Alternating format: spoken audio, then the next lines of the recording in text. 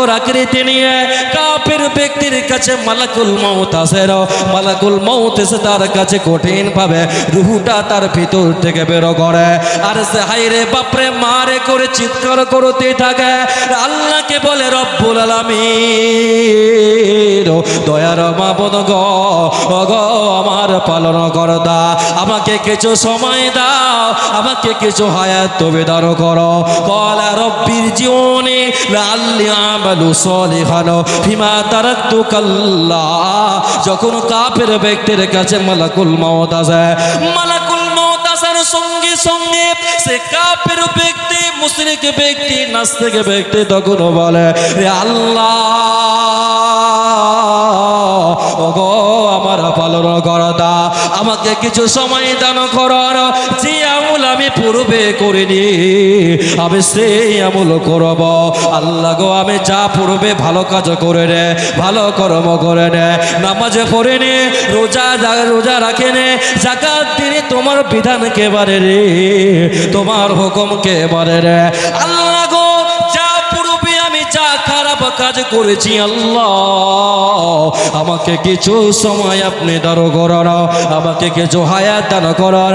আল্লাহ বলেন হতভাগার দল, আল্লাহ হারে গেছে দেখি কখনো আমি আর তোমাকে সময় দেব না, আর তোমার সময় হবে না, হবে না। আল্লাহ রাসূল সাল্লাল্লাহু আলাইহি ওয়াসাল্লামকে একজন সাহাবী জিজ্ঞাসা করেছেন, ইয়া রাসূলুল্লাহ, হাবিবাল্লাহ, দয়ার নবী, বিশ্ব নবী, আপনি বলুন পৃথিবীর মধ্যে কোন ব্যক্তি সবচাইতে ভালো মানুষ? পৃথিবীর মধ্যে সবচাইতে উত্তম ব্যক্তি কে?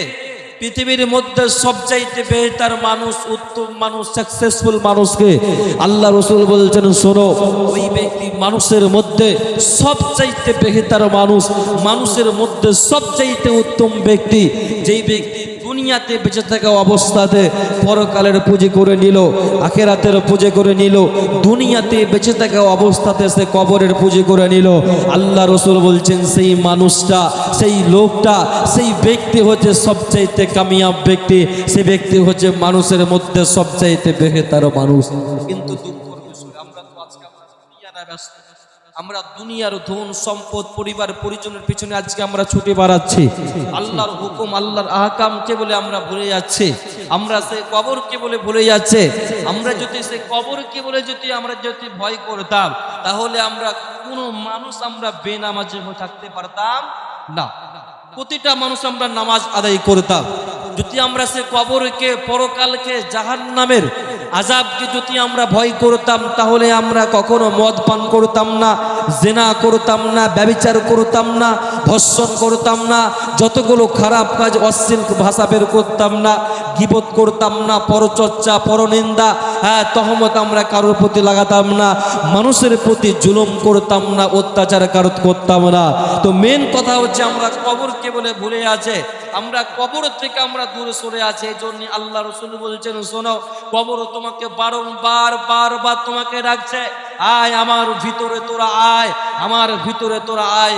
কবর আপনাকে বারবার আপনাকে ডাকছে, কিন্তু হতভাগা মুসলমান, কিন্তু নাফরমান মুসলমান, সে আল্লাহর হুকুমকে মানতে পারলাম না, সে আল্লাহর বিধানকে মানতে পারলাম না, সে কবরকে আমরা ভয় করতে পারলাম না, সে আল্লাহর আযাবকে বলে আমরা ভয় করতে পারলাম না।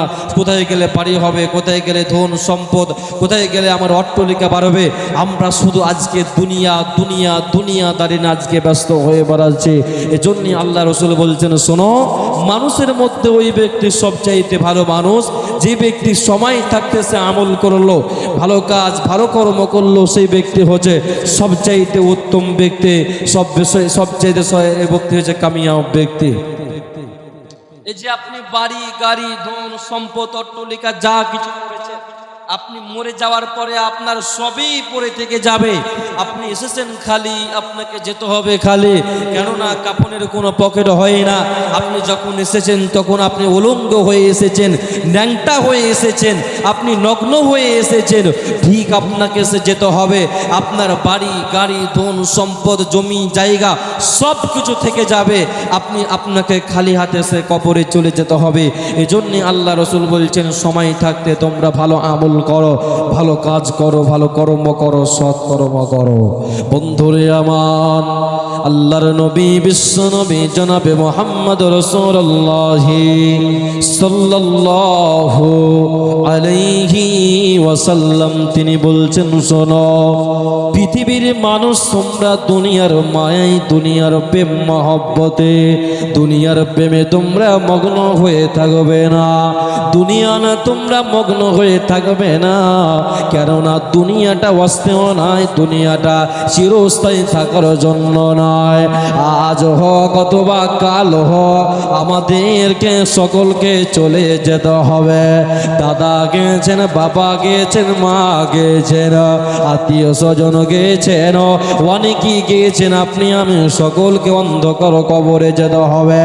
এই জন্যে কবর বারবার কবর বলছে রে পৃথিবীর মানুষ, তোমরা কবরে আমার ভিতরে এর পারে তোমরা আলো নিয়ে আসবে, লাইট নিয়ে তোমরা আসবে। কেন না আমার ভিতরে কোনো লাইট নাই, আলো নাই, বাতি নাই, বিছানা নাই, চাদর নাই, বালিশ নাই, কোনো কিছু আমার ভিতরে নাই। আমি অন্ধকার কবর, আমি ভয়ঙ্কর কবর, আমি ভয়ঙ্কর কবর। এই জন্যে মানুষ রে, তোমরা যখন তোমরা কবরে আসবে, তোমরা আলো নিয়ে আসবে। আলোর মাকসাদ কি? আলোর কারণ কি? আলো কাকে বলা হয়? আল্লাহর নবী বিশ্ব নবী বলেছেন, শুনে নাও পৃথিবীর মানুষ, আলো হচ্ছে যেই ব্যক্তি দুনিয়াতে নামাজ পড়ল, 5 বারের নাম মসজিদে ডাকছে, হাইয়া আলাস সালাহ, এসো কামিয়াব নেবে তাই এসো, সফলতা নেবে তাই এসো, কামিয়াব নেবে তাই এসো, হাইয়া আলাল ফালাহ, এসো মসজিদের দিকে এসো, সফলতা অর্জন করবে তাই এসো, কামিয়াব হবে তাই এসো। মসজিদ আপনাকে দিনে একবার ডাকেনি, 2 বার ডাকে রে। মসজিদ আপনাকে দিনে 5 বার আপনাকে ডাকেছে। হতভাগা মুসলমান, জোহরে মসজিদ পেল না, আসরে মসজিদ পেল না, মাগরিবে মসজিদ পেল না, এশারে মসজিদ পেল না, ফজরেও মসজিদ পেল না। এই জন্য আল্লাহ রাসূল বলছেন, শোনো কবর তোমাদেরকে বলছে, এ মানুষ, তোমরা আমার ভিতরে এলে পারে তোমরা আলো নিয়ে আসবে, তোমরা আমার ভিতরে এলে পারে তোমরা লাইট নিয়ে আমার ভিতরে আসবে, না হলে তোমাদের কবরে কঠিন আযাব দেওয়া হবে, তোমাদের বাঁচার উপায় রবে না, রবে না, রবে না। তাহলে কবর আপনাকে বারংবার আপনাকে ডাকছে, এসো আমার ভিতরে এসো। কবর আপনাকে বারবার ডাকছে। মাইকম্যান ভাই আপনাকে বলছে, প্রথমে সাউন্ডটা ভালো ছিল, প্রথমে ওই সাউন্ডটা দিন তো। এরপরে আল্লাহ রাসূল সাল্লাল্লাহু আলাইহি ওয়াসাল্লাম বলছেন, যখন কোনো মানুষের কাছে মালাকুল মউত আসে, যখন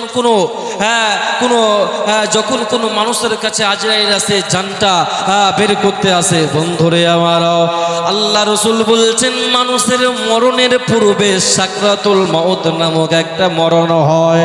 আল্লাহর নবী বলছেন, বিশ্ব নবী বলেছেন, পৃথিবীর মানুষরা শোনো, মানুষের মরণের পূর্বে সাকরাতুল মউত একটা হয়, এমন একটা তার কাছে এমন একটা ঝিরকা আছে।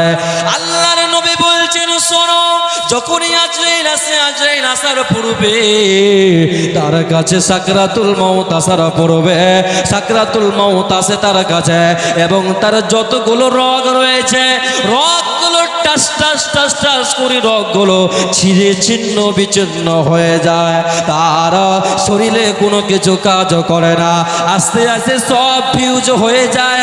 আল্লাহর নবী বিশ্ব নবী বলেছেন, শোনো, ওই সময়তে তোমরা যদি সারা পৃথিবীর MBBS ডাক্তার যদি দিয়ে তোমরা যদি চেক আপ করো, তারপরও সেই রোগীকে তোমরা ভালো করতে পারবে না, তারপরও সেই রোগীকে তোমরা পরিবর্তন করতে পারবে না।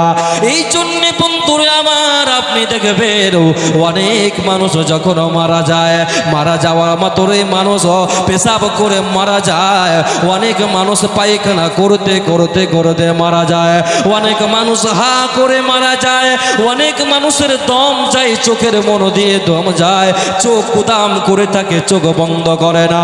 আল্লাহর নবী বলছেন শোনো, যখন তার কাছে সাকরাতুল মউত আসে, এত ভয়ঙ্কর তাকে কঠিন আযাব দেওয়া হয়।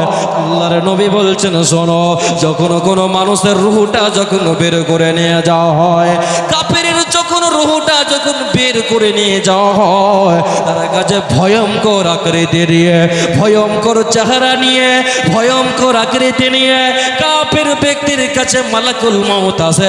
মালাকুল মউত এসে তার কাছে কঠিন ভাবে রূহটা তার ভিতর থেকে বের করে, আর সে হায়রে বাপরে মারে করে চিৎকার করতে থাকে, আল্লাহকে বলে রব্বুল আলামিন, দয়ার মাবুদ গো, ওগো আমার পালন করদা, আমাকে কিছু সময় দাও, আমাকে কিছু হায়াত তুমি দান করো।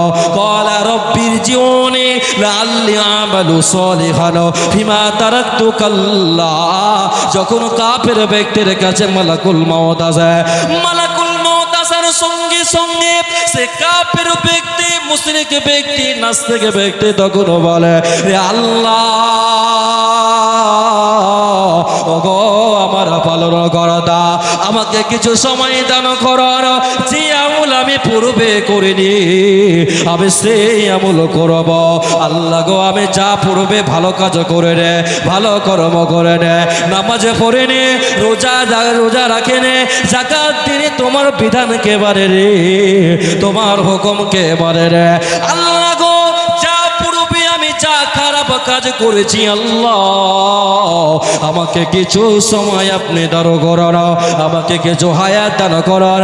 আল্লাহ বলেন, হতভাগার দল, আল্লাহ হারে গেছে দেখি, কখনো আমি আর তোমাকে সময় দেব না, আর তোমার সময় হবে না, হবে না।